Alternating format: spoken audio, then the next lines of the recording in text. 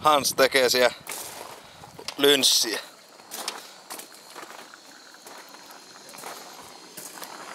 Luuletko, että kotona vielä monenakin päivänä tätä samaa tomaattimakaronia tutkis, kun Epäilen vahvasti. maku on tullut aika tutuksi. Oh. Ei ilman spessunamia, erikoishöysteellä, pekonikuutiot ja kinkkusuikaleet.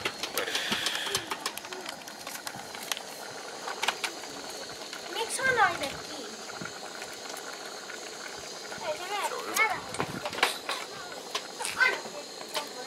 Oh, nyt on spessunamit joukossa. Jiri syö kädestä perkele. Pistääkö kinkut ja Pistä vaan. aina vähän lihaisampi? Tästä voit panna lukkoon. Ei oo. Ja oota sinä, äläkä miettii minkä... On lihakeitto tänne. Oh. Ota minun. Ai, hyvän näköistä. Se on todella hyvän näköistä.